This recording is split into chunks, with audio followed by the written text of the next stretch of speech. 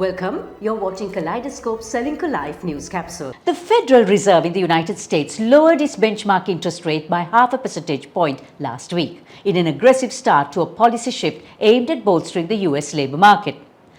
The Federal Open Market Committee voted 11-1 to lower the federal funds rate to a range of 4.75% to 5%, while holding it for more than a year at its highest level in 2 decades. Sri Lanka is not an island in that sense, so how would this impact us? Managing Director and Country Officer of Citibank, Ravin Basnayake, was in the studio with some answers.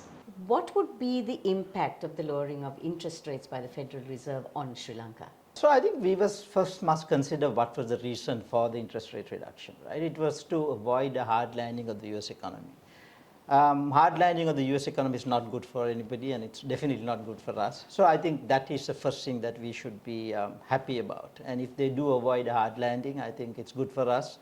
The demand for our goods will go up as an exports. So I think overall that's good for Sri Lanka and of the globe.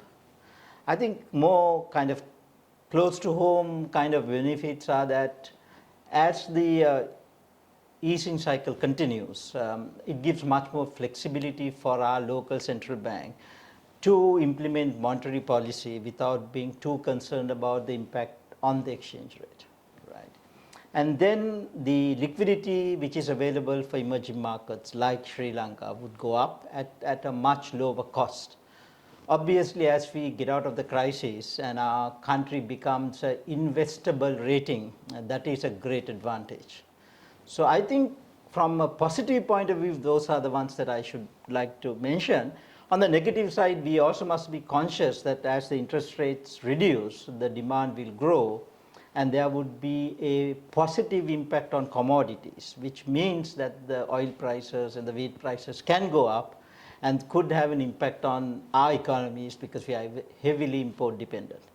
So I think having a flexible exchange rate policy which allows automatically regulate demand is also very important as we see the commodity prices go up. So should Sri Lanka be taking a leaf from this book? Sri Lanka had a much more aggressive monetary tightening because of the crisis.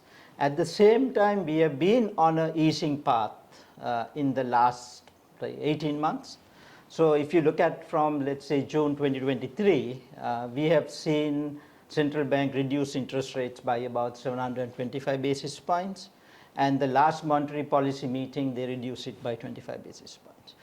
Now, central bank is following a framework called the flexible inflation targeting model, which aims to keep inflation around 5% while supporting economic growth. Right? They believe that the inflation rate is going to be below the desired target for the short term, but they also believe that in the medium term it will kind of get closer to that 5% that they have projected. So in my view, while this interest rate reduction gives much more flexibility for the central bank to be aggressive if the need be, very unlikely that they will go out of the framework and make reductions just because the US interest rates came down. What is the impact this will also have on the South Asian region, given that we do a lot of trade with the US? This monetary policy environment was created primarily post-COVID, and the regional economies got impacted in different ways. Right? So for example, last we went down the tube and we had to have much aggressive monetary policy, and the reactions are very much different. The Indian economy is currently still having a very high food inflation, so they might consider that before making any major adjustments to the interest rates.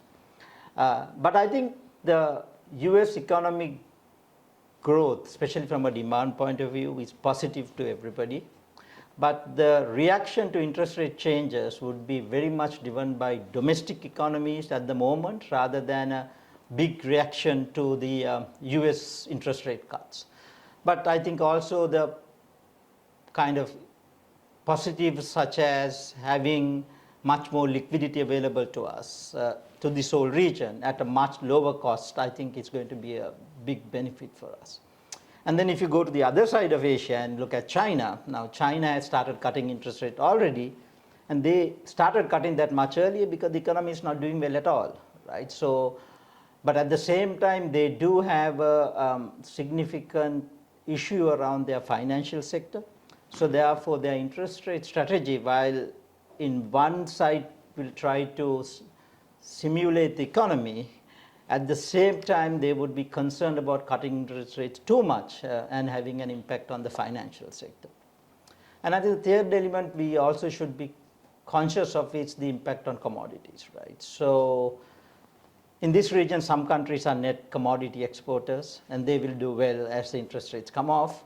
But the other countries where are net commodity importers will have impact on their balance of payment. So again, I think the right monetary policy and right exchange rate policy is crucial not to create economic issues for these countries. Kaleidoscope is on YouTube, Facebook, Instagram and LinkedIn. Remember to subscribe, follow and like us for more.